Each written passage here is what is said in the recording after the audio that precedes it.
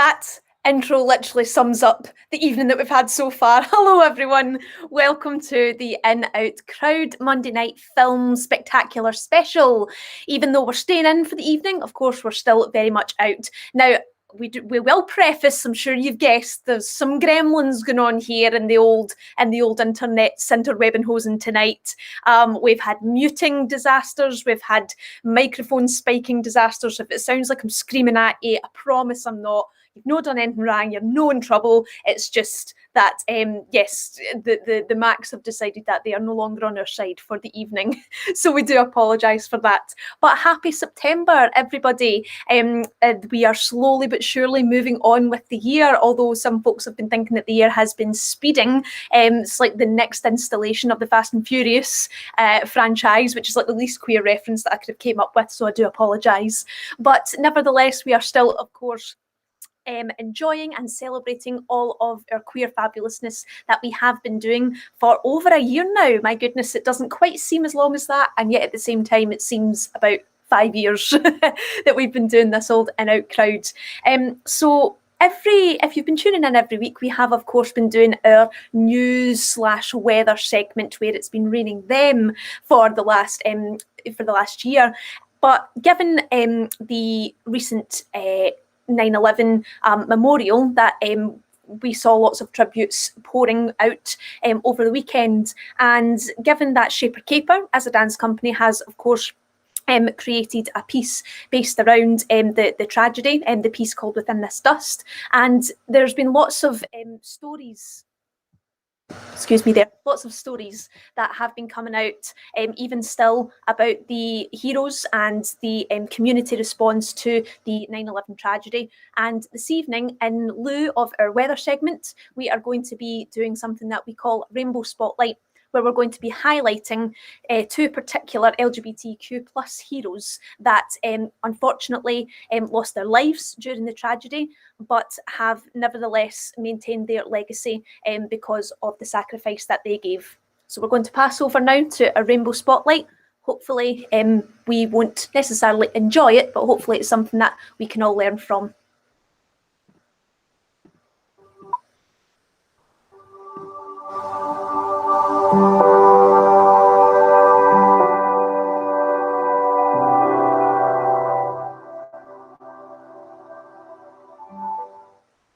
Michael Judge was a gay Catholic friar, priest and chaplain for the NYC Fire Department. He was well known in New York for his ministry, which helped and worked with people without homes, people who were recovering or suffering from addictions such as alcohol and drugs, people with AIDS and HIV, people who were refugees or immigrants, and of course the LGBTQ plus community. He was the first official fatality of the attacks. He died giving last rites to a firefighter. LGBTQ plus groups are currently pushing for him to be renowned as a saint, and he could be the Catholic Church's first gay saint.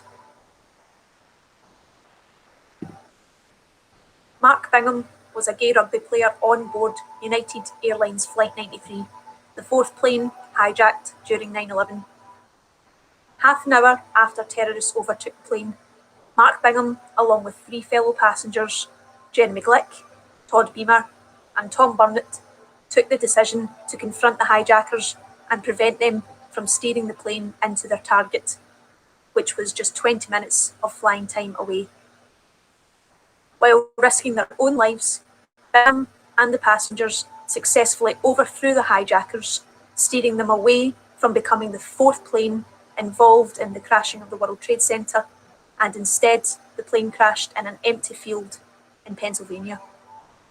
All 44 people unfortunately lost their lives who were on board the flight, but the group's actions likely saved hundreds more. Along with countless others, Michael Judge and Mark Bingham are just 2 of the heroes that we remember today from the tragedy of 9/11.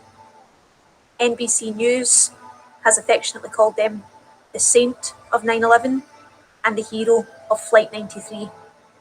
Though they lived very different lives, they both share a legacy of community, of bravery, and of compassion.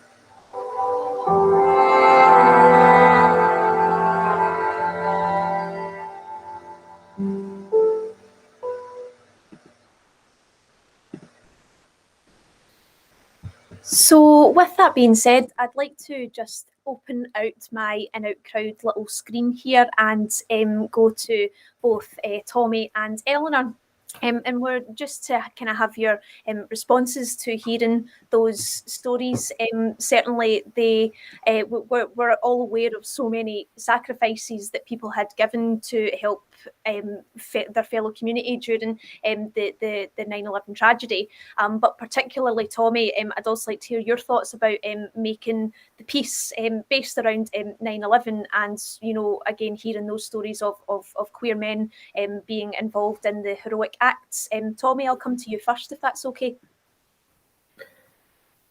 I think there's something. I think the gremlins are at it again. Unfortunately, I think I'll. So right, those dip in. gremlins, they'll do whatever they can. I'll go to yourself then, Eleanor. Have you got any thoughts to kind of share there?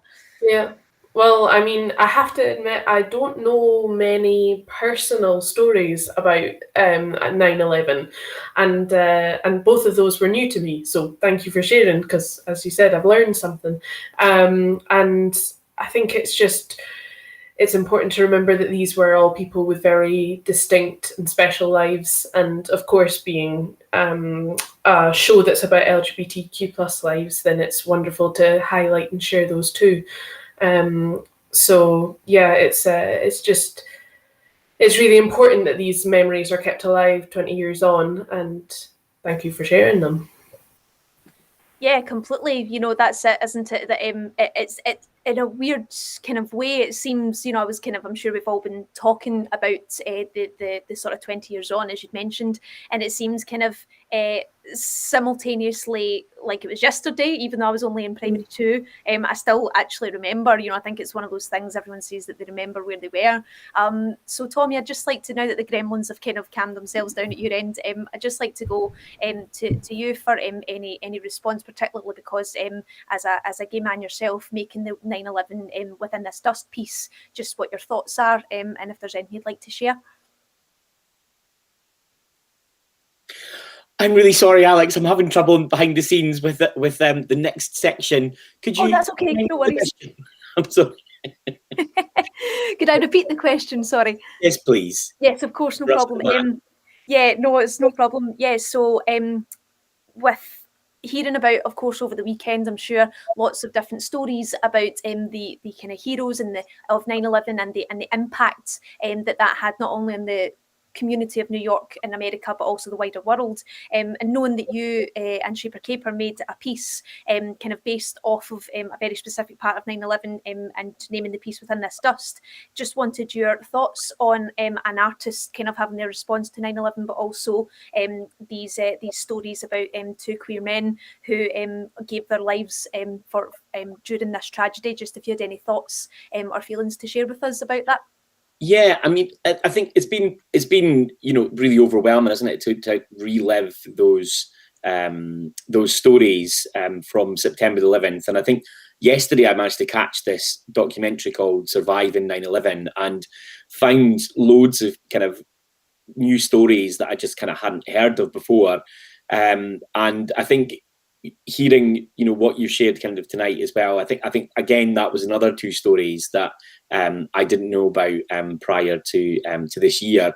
So I think it's just really interesting kind of looking at all of the issues that happened around 9/11, and that obviously it's you know, it's kind of widely recognized as being an event that kind of massively changed the kind of Western world, and how we kind of, you know, how it's even impacted on kind of on a daily basis, from even things like how you now go to an airport, and all of those things we're still seeing, aren't we? But I think also more kind of crudely, actually, in the last few weeks of kind of like the situation that's been going on in Afghanistan as well, it kind of just brings into kind of sharp focus about that, you know, really that kind of all those you know, that the kind of the supposed war on terror that kind of happened as a direct result of 9/11, that it's still, you know, we're still, I think that's one of the things that we explore in the show, is that although this event happened 20 years ago, actually the effects of it are still really current. Sadly, that's still really current. But yeah, and I think we had plans to do quite a big kind of anniversary show for to mark the 20 years of the attacks, and of course with lockdown and everything that's kind of happened during this pandemic, that's sadly not been possible. But we're looking to certainly get the show back out on the road again soon. That's great to hear. And I hopefully, if the gremlins have subsided, do we have a wee trailer that's ready just to show folks? Hopefully, yes. So this is the trailer for Tommy's piece called Within This Dust. So we'll just play that for everyone now.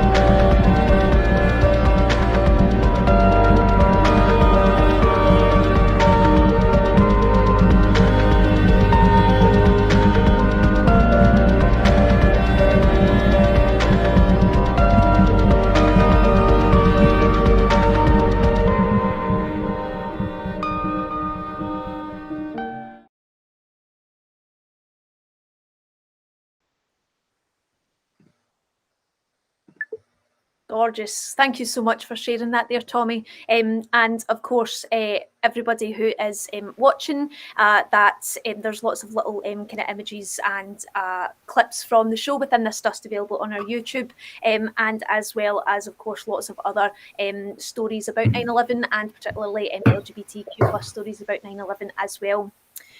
Seeing that we are kind of focusing on an event, an incident that impacted New York, we're very pleased to say that our special guest for this evening, our interviewee, is also from New York, a dancer from New York. And whilst we don't touch upon the 9/11 incident itself, Adriana Pierce is a fellow queer dancer who has done lots of work within New York, and particularly with her movement called #QueerTheBallet. So we are going to pass over to that particular interview just now, and we do hope that you enjoy it.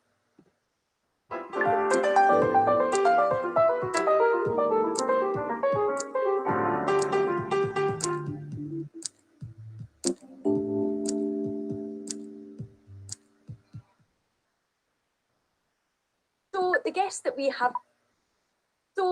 that we have got the absolute pleasure of speaking to this evening / morning, because there's a little bit of a time difference / afternoon, depending on where you're watching from, is the fabulous Adriana Pierce. So hi, Adriana. It's nice to be with you today.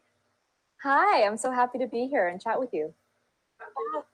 Can we just start off then, just question number one, being very formal. Who is Adriana Pierce? What are you about and what do you get up to?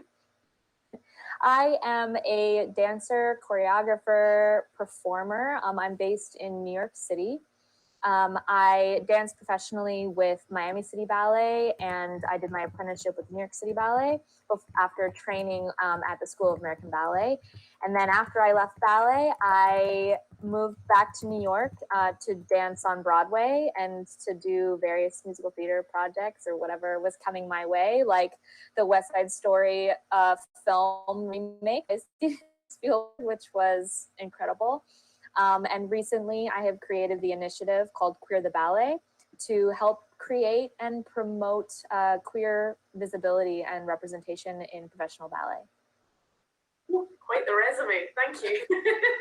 Yeah, that sounds amazing. I have to admit, I didn't actually know about the Steven Spielberg film that you were in, so yeah, very cool. So talking about your initiative, why do you think that LGBTQ plus representation is important in arts, in dance in particular? Yeah, what's your take? Well, it's so important to feel a sense of community. I think that's the biggest thing.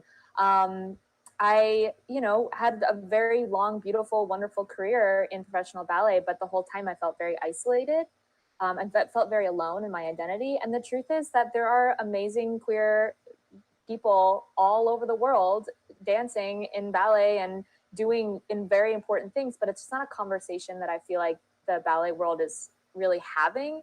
And so I think that especially for our young people, they need to know that there are other people like them, that they're not alone, and that there's space for them in the ballet community.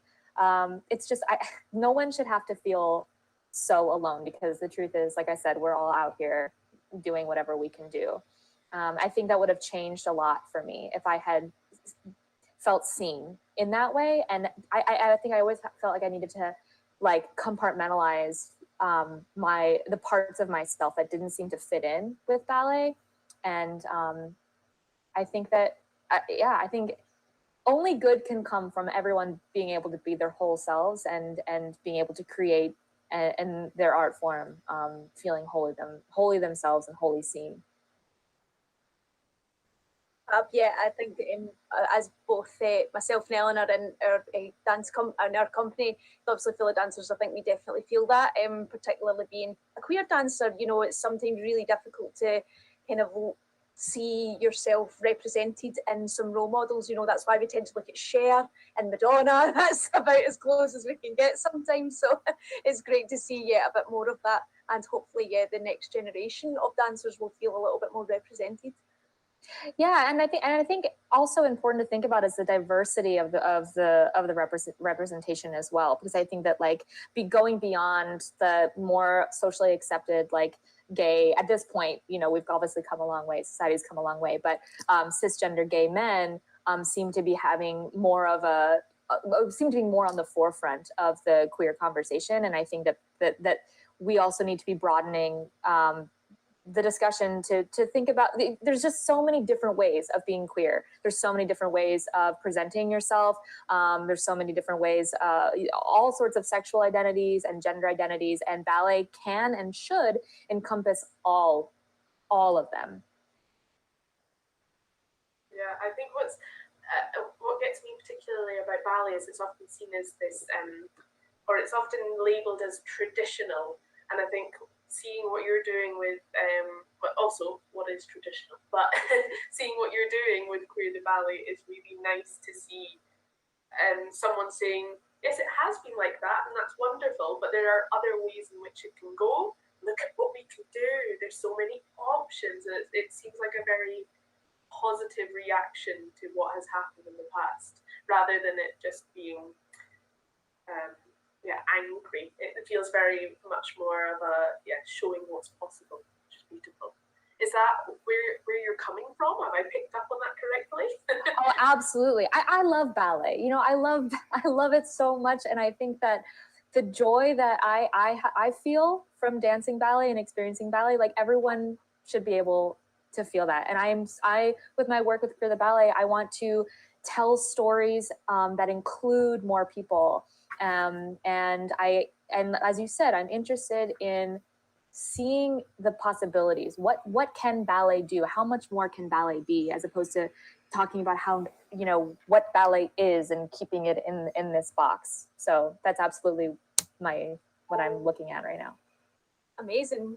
So in case anyone hasn't heard of Queer the Ballet, is there a way that you can kind of describe that in a sentence or a short paragraph or anything? Basically Queer the Ballet is, as I said, is an initiative, and I want to tell new queer stories, and so we are working on producing live performances. I'm also going to continue to try and produce dance films. I think the accessibility of film is really important, especially for young queer people in whatever the situation that they're in all over the world. So live performances, film, and I also want to be contributing to education and the way that we're training our young dancers, and hopefully creating and encouraging more inclusive spaces in dance education. Watch the space, it sounds like. Yes. There's things bubbling, and so if you, the queertheballet.com is going to have all any information that and news that we're up to. So.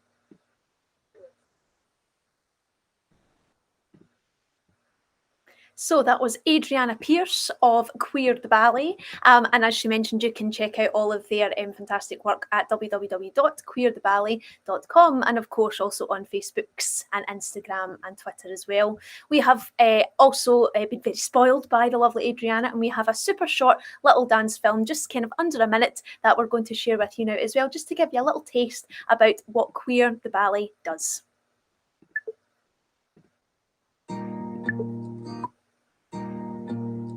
What's your biggest regret? What's your biggest fear?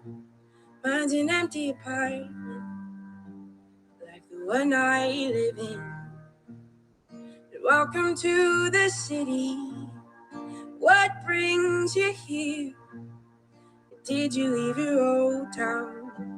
'Cause it didn't feel like living. No. Come and spend a night with me, 'cause I'd waste my life on you. We are more than carnal needs. You know it's true, you know it's true. Life ain't easy, love ain't cheap.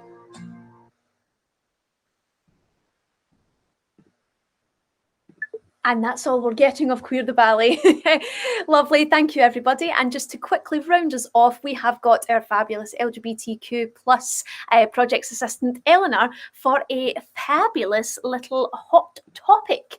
So Eleanor, if you are available and there's not any gremlins coming at you for the evening, the last little stretch, then we will go ahead onto our onto our hot topic. What is the hot topic for this week? Thank you very much, Alex. I cross my fingers, or as they say in Germany, I press my thumbs that there are no problems with the gremlins. So today we're going to look at the popular tourist region of Southeast Asia. And why, you ask? Well, we had an awesome conversation with Amazon Letty about the LGBTQ plus Asian athletes, which inspired me to look a little more into this area and the laws for LGBTQ plus people there. The podcast is available on Spotify and the Caper website, and as always, you can catch up on all of our past episodes on the Caper Facebook and YouTube. So, first up, we have the beautiful country of Vietnam. This is particularly perfect tonight, as it's where Amazon Letty was born. Out of the Southeast Asian countries, it is one of the more progressive in regards to LGBTQ rights, and most noteworthy is the massive changes that have occurred since 2000. that is pretty general across all of these South Asian countries that we'll talk about tonight, is that there's been huge changes since 2000. In Vietnam, they removed the ban on same-sex marriage in 2015, and transgender people who undergo reassignment surgery can legally change gender. To show the difference, only at the turn of the millennial, same-sex couples were banned from living together and homosexuality was deemed a mental illness.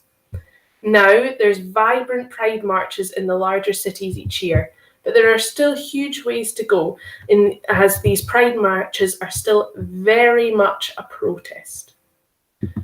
While same-sex marriages are not illegal, same-sex couples are neither recognised nor protected by laws, and there are no laws prohibiting discrimination based on gender identity or sexual orientation. Now, next up, we have Cambodia. Like many countries, Cambodia has a history of diverse sexual behaviours and gender identities dating back to at least the 13th century. More recently, since 2003, the country has had a couple of small yearly pride events, and in 2004, their former king made a public statement in support of same-sex relations. Since then, the country has seen growing visibilities of the LGBT community. However, similar to Vietnam, there's no anti-discrimination legislation. Punishment for those who violate LGBT people, or reference to inheritance, tax, or family rights issues for LGBT people.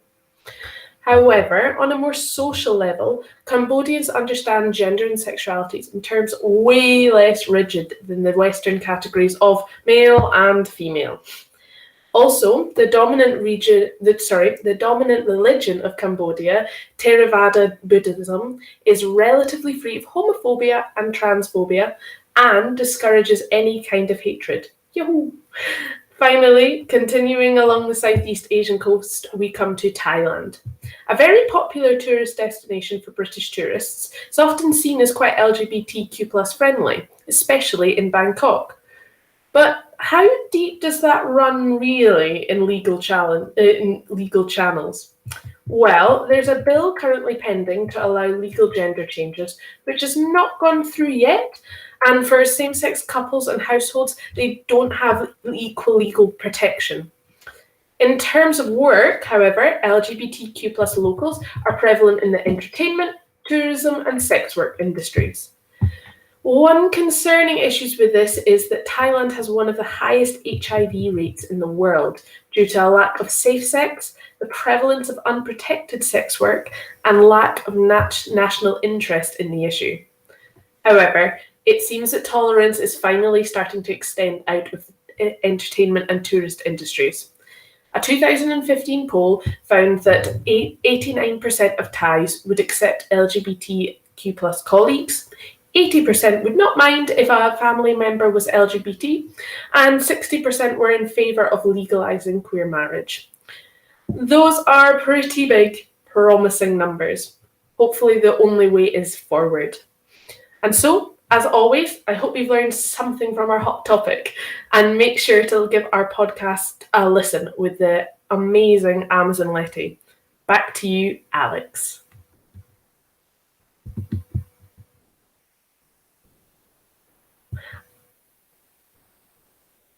Alex, I'm not sure if it's just me, but I can't hear you.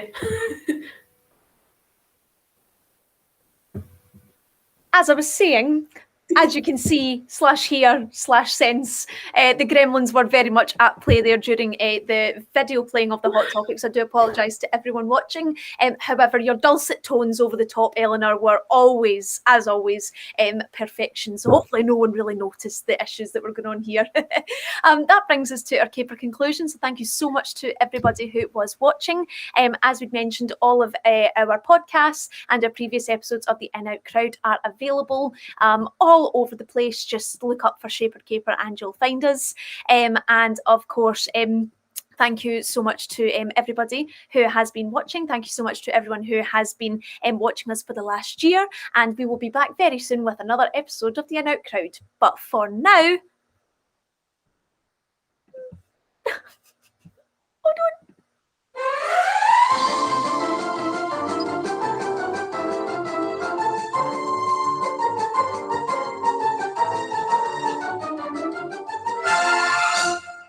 that's officially all, folks. I'm away to my bed.